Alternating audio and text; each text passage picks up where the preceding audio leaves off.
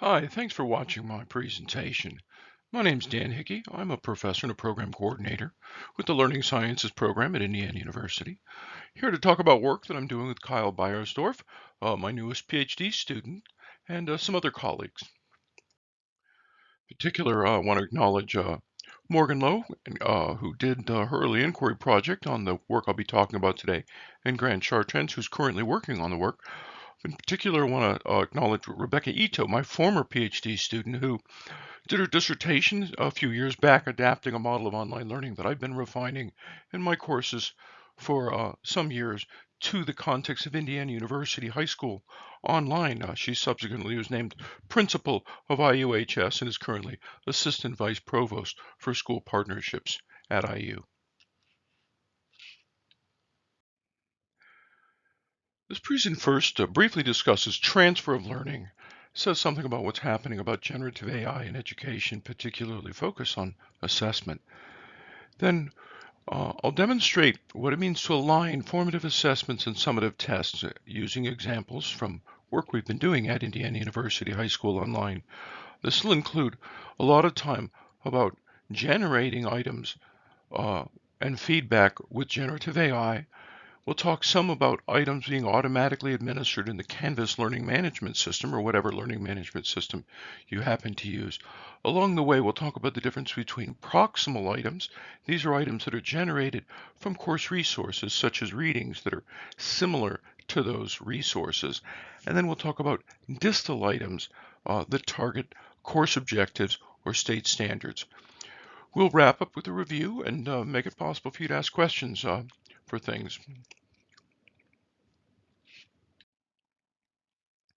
First, let's talk about transfer of learning. Transfer is when learning in one setting impacts activity in a different subsequent setting, right? It's that difference that's important. It's not the exact same setting. This can be a different class. In education, we talk about transfer of one of my doctorate advisors, John Bransford, talks about the notion of preparation for future learning. And he reminded a lot of people that a great deal of education is really just preparing people to transfer learning to future education. But school learning certainly needs to transfer to personal life. It needs to transfer to cultural experiences, particularly important when working with diverse uh, communities. And then finally, eventually, obviously, learning needs to transfer from schools to the workplace. In my work, we focus on generative learning. That's learning that transfers readily and widely. And I really like this quote from the late Randy Engel, whose theory of transfer has really fundamentally shaped much of my work and the work I'll be talking about today. If students are to be successful and if schooling is to have a significant impact on their lives, it is essential that students regularly transfer what they learn. Now, I'm an assessment scholar. I focus on assessment throughout my career, but I more fundamentally focus on transfer because assessments are really proxy measures of learning transfer. So we used to use the term classroom assessments, but that doesn't really hold anymore since really most assessments now are administered online, even in in-person classes. Now, a lot has changed since 1989 when I started graduate school, and this groundbreaking article on formative assessment was published by Roy Sadler. 1995 when I started my postdoctoral fellowship at the ETS Center for Performance Assessment, when Black and Willem's really influential work out of the UK on formative assessment was published. Um, well, it hasn't really lived up. Many educators and instructional designers still really struggle to assess learning. It's a really challenging part of most people's jobs. Most educators really struggle to create effective items. Transfer, again, it's very hard to create assessments that actually capture transfer and sort of professional items. What we'll talk about is best answer items that the kind of professionals that I was around at ETS create. They're actually very challenging for most educators to create. Arguably, formative assessment really hasn't lived up to its promise and the enthusiasm that emerged in the 90s. In particular, many educators have come to realize that individual formative feedback is really laborious and time consuming. Um, and in particular, it's challenging to align curriculum to formative assessments to summative tests. You don't want them to be too similar, but you don't want them to be too different. Um, and in the end, really teaching to the test really continues to be an enduring problem. So now let's talk about generative AI. These are two competing articles that were published within days of each other um, in that astonishing first week of December 2022. And many of us, including myself, really realized how much education was going to be changed by the release of ChatGPT. Daniel Herman really convinced me that things were going to be very, very different. But even at the time, I was thinking, no, it's not going to be the end of the world, but things are going to have to change quite a bit. And these articles certainly captured that time. Certainly, many teachers are worried about losing their jobs or replacing parts of their jobs.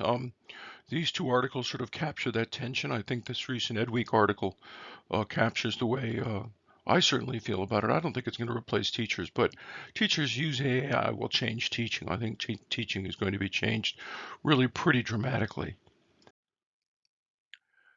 And I think particularly for assessment, these two articles, a year apart, by really one of my favorite authors, Ed Week.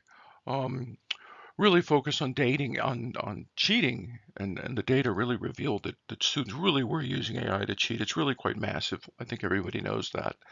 Um, but we see the shift that I really want to talk about today, which is how AI might be used to motivate and assess as students in math. And there really has just been an explosion of investigation within the last year about the impact of Gen AI in assessment.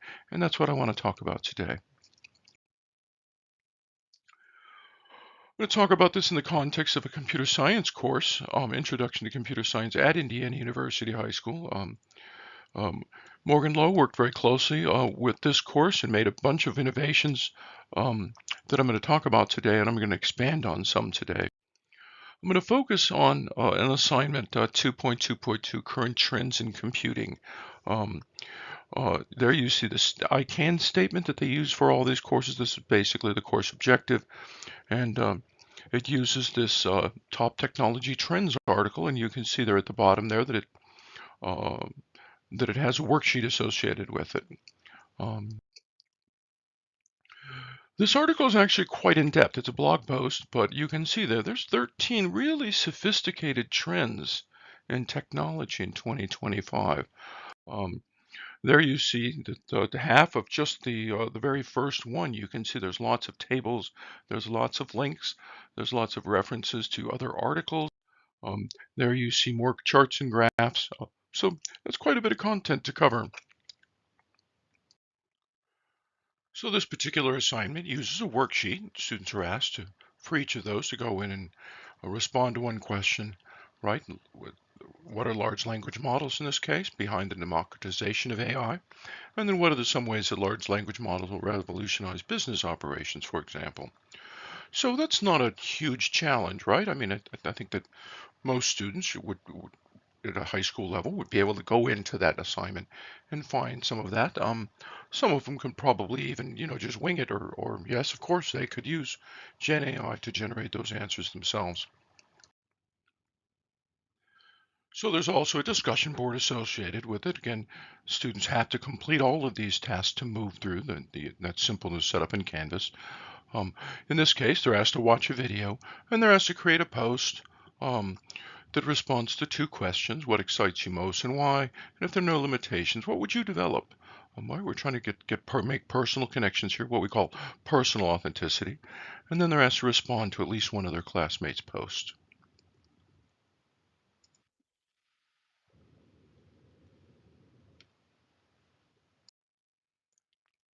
So this is where the formative assessments and the summative tests come in to make sure that in fact students do learn in a generative manner and that's likely to transfer to future courses, which is what we really care about in this case, right? This is an introductory course. So I'm going to engage in a little bit of recreation here to help give you a sense of how this works in generative AI. So I'm using ChatGPT 5.0. This will work just the same in 4.0 or really any other engine that you have access to that you can really choose. They really work pretty much the same with all of these kinds of prompts. So write a high school level formative assessment and an expert answer explanation for the first trend. You just put in the link to the article, and here you can see what ChatGPT generated. Um, the question: explain in your own words what is meant by the democratization of AI. Then give one example of how this is happening and one challenge that comes with it. And here you see a reasonable explanation and a link, importantly, a link to an article. This is really helpful because when students are drafting these, right, we said, um, you can use any resources you want, really. There you see an example and then the challenge.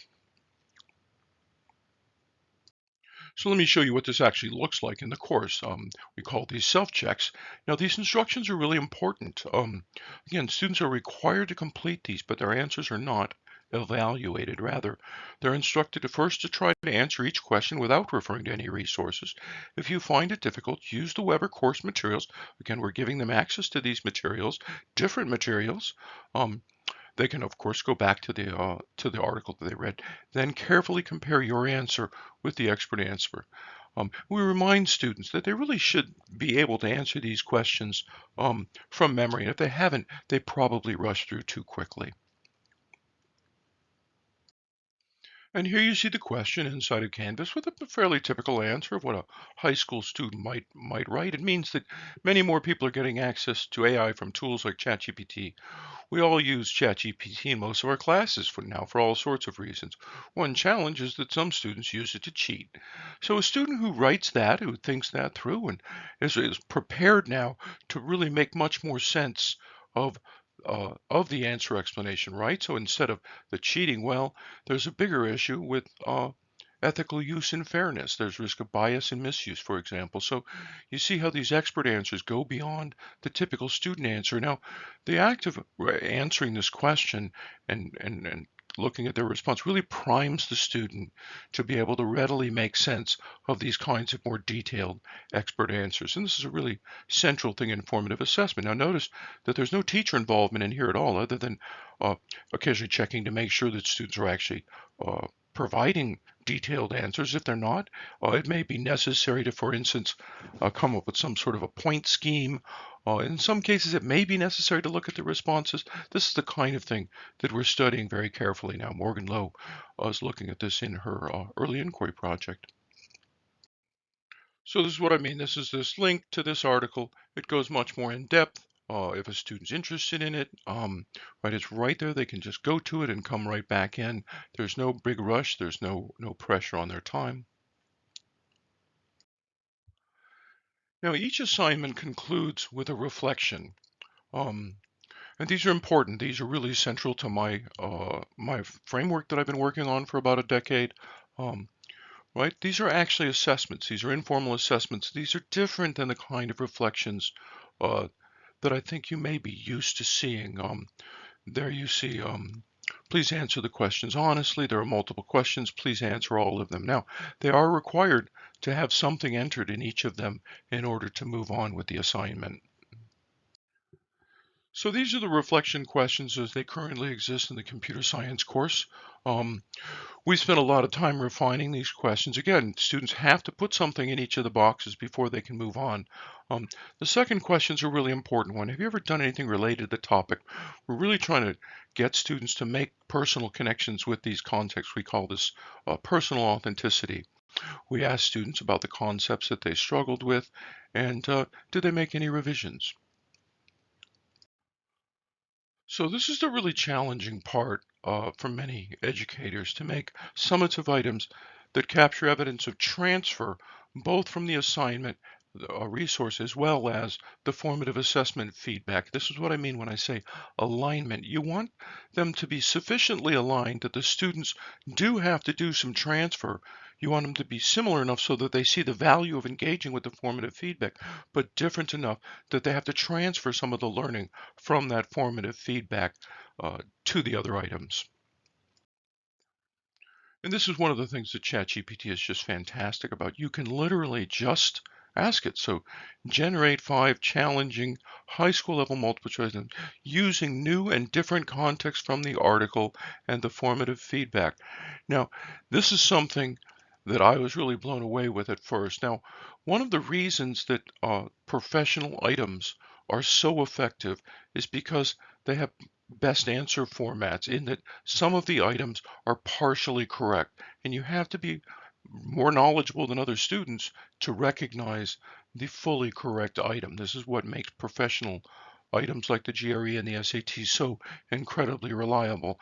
Those items are very, very challenging for most educators to generate, and it turns out that ChatGPT, you just have to ask it to do it, and it does it. Now, again, educators need to be involved to know that these are the right items, but you just save so much time by working with generative AI in this way. So here you see a mid-sized city adopts an open source AI tool developed by a university. Which statement best characterizes, right? It's that best characterizes part that makes this a best answer item. And there you can see that item A was partly correct, but you really have to understand it more deeply to recognize that B is the most correct item. Again, this is what this item looks like when it's inside of a quiz. In this case, it's a graded quiz. Now, there's a lot of options in Canvas. Most of you probably are aware that you really have a bunch of different formats of items. And now in this case, to try to minimize AI generated cheating, um, these are timed exam. It's pretty clear though that that no longer works. This used to be a very good way to keep students from searching for items on Google. You could write items that you really couldn't search for the correct answer in in 1 or 2 minutes. Um, and we were in the middle of that when ChatGPT dropped. And so we're really having to change some of the way we're thinking about this. But again, this is what you see with this question. And I hope you've got a sense now of how much time you can save by creating items like this. Now, I'm going to go beyond the current course to illustrate something that's really important, and that is Um, if you want to create formative and summative items from objectives, from course objectives or standards, right, not from the items. These are these so-called distal items. And this is the real evidence of transfer. Now, if you want to make sure, for instance, that student achievement is going to impact their performance on the standardized test, or you want to be really sure that it's going to transfer to future settings, it's really best to also create items from the objectives or from the state standards that those objectives represent. So here we've asked it again. You just be very specific with your prompts and quite detailed. Um, Write a high school level formative assessment for this is this I can statement. This is the objective for the assignment. I can investigate innovations in computing and their impact on society. Give me a question that can be answered in a single paragraph and a more complete answer explanation in a longer paragraph. So there you see, in one well-developed paragraph, explain how artificial intelligence has changed people's daily lives and what major social concern it creates. Now, it, like any good item, it says what's expected, and it provides this really good expert response. So again, a student who generates an answer to that item and then compares their answer with that expert answer um, uh, is going well beyond the assignment. Now we can do. So now again, I'm going to ask for an item that requires transfer from the formative item. Again, these are distal items. These are really now removed from the curriculum and getting at the standard, which is much more likely to help students transfer this information to a future class. Um, Now, there's a little problem with this item, though, and it actually included this reasoning that I asked for in the transfer item, the option transfer, right? If you look under reasoning, that's not what I wanted. And I also didn't want under B that reflects accurate transfer. No, that's not at all what I wanted. So in fact, it's just, this is why humans need to be in the loop doing this. We can't just turn this over to AI. So I just now ChatGPT remembers what you've been doing. You can just say, do the same, but don't mention the transfer part. And it just rewrites the item and it changes the reasoning and explains why the correct answer B. The option presents both a clear benefit and a legitimate concern, showing a balanced understandings of AI's impact. Right? And then it reiterates these points with these other partially correct answers and then with the correct answer. Now, there's some debate again over the value of having students review multiple choice items. I used to be opposed to it because it really wasn't a very effective use of time and because it was so difficult to write these items. But now that these items can be automated and you can give students really quite a few of them, um, to complete on their own. And because GenAI is so good at writing this feedback in a way that really makes it educational, I've really reversed myself on this. I used to think that this kind of feedback was only useful really for training students to answer that particular item, but I really don't think that anymore, particularly when you've got these pairs of items like this that are aligned where the summative test item is different. It really helps sort of seal that information in a way that students are likely to be able to recall it readily in a wide range of future settings. So let me briefly review what we've presented here today. Um, I'm encouraging to use GenAI to create formative assessments and feedback from resources, and to create summative transfer test items from those resources, and then use your learning management system to automate those items so that students can complete them on their own without requiring any instructor involvement. Now, to remind you, those are what we call proximal items. They're proximal to the curriculum. Then we suggested using uh, creating formative assessments and feedback from either objectives or standards, and creating summative transfer tests from those objectives and standards. And those are, again, what we call distal items. So the overall goal, this is really what I focus on throughout my career, is what we call assessment systems. As you see here, we're aligning learning across these increasingly formal assessment levels. Now, they require some transfer of learning from one level to the next. Now, when you do this, you really can get out of this challenge of teaching to the test. Many educators don't quite fully appreciate how easy it is to compromise a multiple choice assessment. Some teachers, for example, will use the incorrect answers in their assessments as sort of foils in lectures. Um, and that's very, very problematic because the human mind, don't want to go too deep into this, but the human mind is really capable of learning to the very shallow level needed to recognize an item on an achievement test, and it's astonishingly capable of doing that. The studies that they have done have shown that humans can learn to the level of needed to recognize whether they've seen or heard something. Our memory is virtually unlimited. They've done studies with, tortured graduate students, and they learn, tens of thousands of things at that shallow level. So you have to be very careful that you're getting this transfer from one level to the next. You want to automate the assessment, administration, and feedback. Now, you've got quite a few decisions to make along the way. We've spent a lot of time talking and thinking about this in my own courses and at IUHS. Whether you award, for instance, completion points for self-assessments. Ultimately, what we're trying to do here is to make it easier to learn than to cheat with generative AI.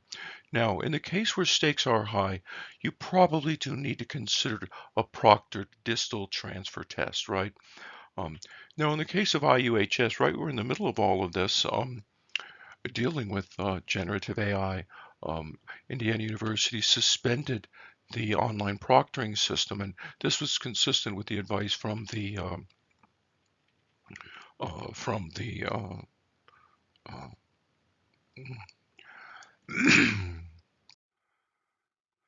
if you'd like some more information, I have these two other presentations, these recorded presentations available online.